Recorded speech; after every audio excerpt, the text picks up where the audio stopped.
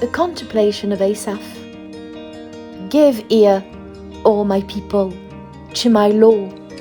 Incline your ears to the words of my mouth. I will open my mouth in a parable. I will utter dark sayings of old, which we have heard and known, and our fathers have told us. We will not hide them from their children, telling to the generation to come the praises of the Lord, and his strength, and his wonderful works that he has done. For he established a testimony in Jacob, and appointed a law in Israel, which he commanded our fathers, that they should make them known to their children, that the generation to come might know them, the children who would be born, that they may arise and declare them to their children, that they may set their hope in God, and not forget the works of God, but keep his commandments, and may not be like their fathers, a stubborn and rebellious generation, a generation that did not set its heart aright, and whose spirit was not faithful to God. The children of Ephraim, being armed and carrying bows, turned back in the day of battle. They did not keep the covenant of God. They refused to walk in his law, and forgot his works and his wonders that he had shown them. Marvelous things he did in the sight of their fathers, in the land of Egypt, in the field of Zoan. He divided the sea and caused them to pass through, and he made the waters stand up like a heap. In the daytime also he led them with the cloud, and all the night with a light of fire.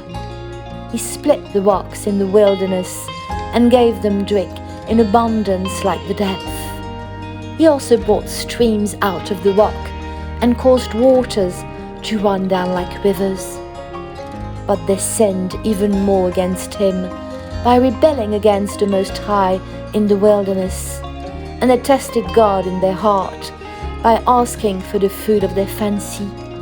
Yes, they spoke against God. They said, Can God prepare a table in the wilderness? Behold, he struck the rock, so that the waters gushed out, and the streams overflowed. Can he give bread also? Can he provide meat for his people? Therefore the Lord heard this, and was furious. So a fire was kindled against Jacob, and anger also came up against Israel, because they did not believe in God, and did not trust in his salvation. Yet he had commanded the clouds above, and opened the doors of heaven, had rained down manna on them to eat, and given them of the bread of heaven. Men ate angels' food. He sent them food to the full. He caused an east wind to blow in the heavens, and by his power he brought in the south wind. He also rained meat on them like the dust, feathered fowl like the sand of the seas, and he let them fall in the midst of their camp, all around their dwellings. So they ate, and they were filled, for he gave them their own desire. They were not deprived of their craving, but while their food was still in their mouth, the wrath of God came against them, and slew the stoutest of them, and struck down the choice men of Israel. In spite of this, they still sinned, and did not believe in his wondrous works. Therefore their days he consumed in futility, and their years in fear. When he slew them, then they sought him, and they returned and sought earnestly for God.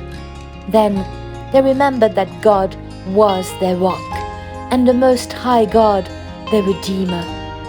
Nevertheless, they flattered him with their mouth, and they lied to him with their tongue. But their heart was not steadfast with him, nor were they faithful in his covenant. But he, being full of compassion, forgave their iniquity, and did not destroy them. Yes, Many a time he turned his anger away and did not stir up all his wrath. For he remembered that they were but flesh, a breath that passes away and does not come again. How often they provoked him in the wilderness and grieved him in the desert. Yes, again and again they tempted God and limited the Holy One of Israel. They did not remember his power, the day when he redeemed them from the enemy, when he worked his signs in Egypt and his wonders in the field of Zoan, turned their rivers into blood and their streams that they could not drink. He sent swarms of flies among them, which devoured them, and frogs, which destroyed them. He also gave their crops to the caterpillar, and their labor to the locust. He destroyed their vines with hail, and their sycamore trees with frost. He also gave up their cattle to the hail, and their flocks to fiery lightning.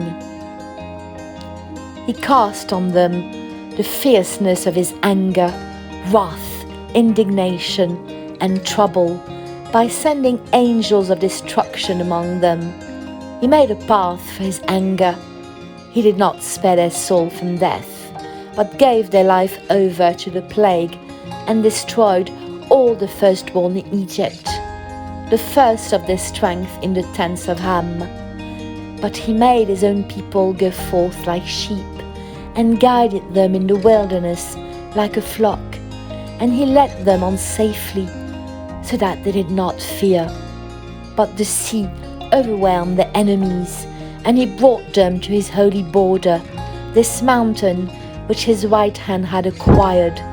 He also drove out the nations before them, allotted them an inheritance by survey, and made the tribes of Israel dwell in their tents. Yet they tested and provoked the Most High God, and did not keep his testimonies, but turned back and acted unfaithfully like their fathers. They were turned aside like a deceitful bow, for they provoked him to anger with their high places, and moved him to jealousy with their carved images. When God heard this, he was furious, and greatly abhorred Israel, so that he forsook the tabernacle of Shiloh, the tent he had placed among men, and delivered his strength into captivity, and his glory into the enemy's hand. He also gave his people over to the sword, and was furious with his inheritance. The fire consumed their young men, and their maidens were not given in marriage. Their priests fell by the sword, and their widows made no lamentation. Then the Lord awoke as from sleep, like a mighty man who shouts because of wine, and he beat back his enemies. He put them to perpetual reproach. Moreover, he rejected the tent of Joseph, and did not choose the tribe of Ephraim, but chose the tribe of Judah, Mount Zion, which he loved.